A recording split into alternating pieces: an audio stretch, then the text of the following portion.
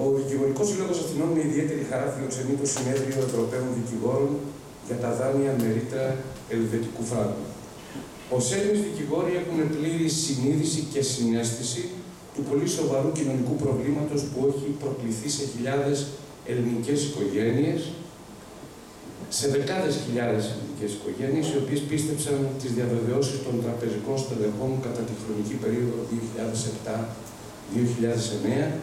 και θεώρησαν ότι επιλέγουν μια επωφελή δανειακή σύμβαση επειδή κατά τη χρονική εκείνη περίοδο οι διεθνείς αγορές συναλλάγματος κατέγραφαν μια υψηλή συναλλαγματική ισοτιμία υπέρ του ευρώ και σε βάρος του ελβετικού φράγκου. Μεταξύ δε των ζημιοθέτων δανειοληπτών περιλαμβάνονται και οικογένειες δικηγόρων, μελών του Δικηγορικού Συλλόγου Αθηνών ή άλλων δικηγορικών συλλόγων της χώρας. Ήδη πληροφορούμαστε ότι η αντίστοιχη σοβαρή οικονομική ζημία έχει προκληθεί και σε εκατοντάδες χιλιάδες οικογένειες σε διάφορες χώρες της Ευρωπαϊκής Ένωσης.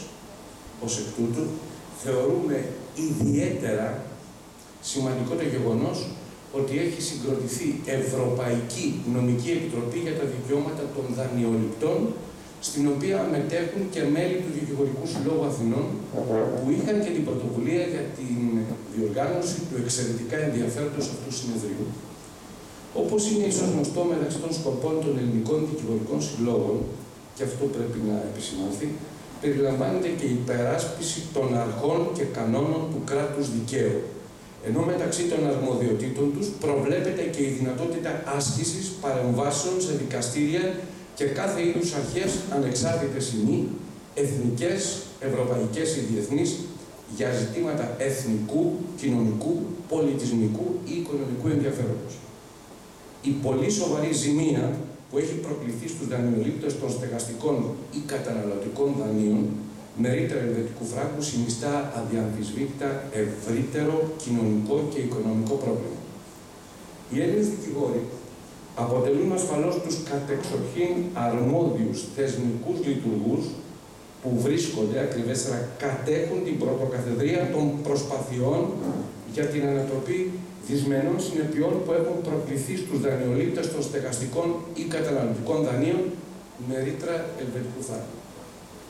Αξιοποιώντας το έπακρο την άρτια θεωρητική τους κατάρτιση και την πλούσια επαγγελματική τους εμπειρία, παρέχουν επαρκή ερίσματα στους Έλληνες δικαστές, ορισμένοι εκ των οποίων αποδεικνύουν μέσω των δικαιοδοτικών τους κρίσεων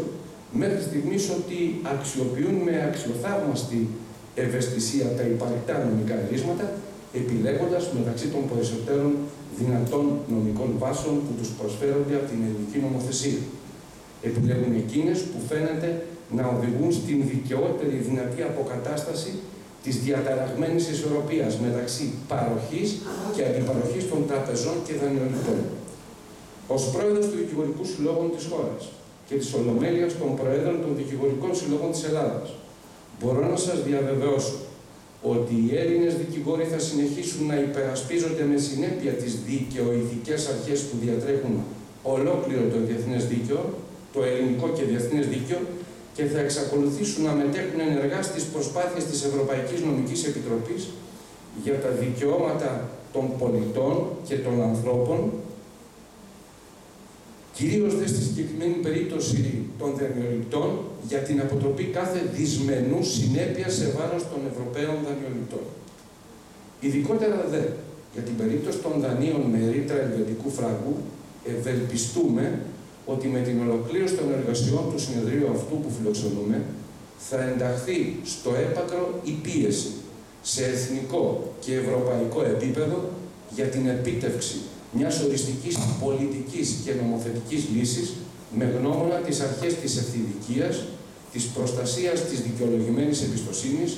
της καλής πίστης και της αναλογικότητας που αποτελούν ακρογωνιαίους λίθους του νομικού μας πολιτισμού και της έννομης τάξης μας. Εύχομαι ειλικρινά καλή επιτυχία στις εργασίες του συνεδρίου σας, θα τις παρακολουθήσουμε από κοντά και θα επιδιώξουμε να συμβάλλουμε. Ευχαριστώ πάρα πολύ.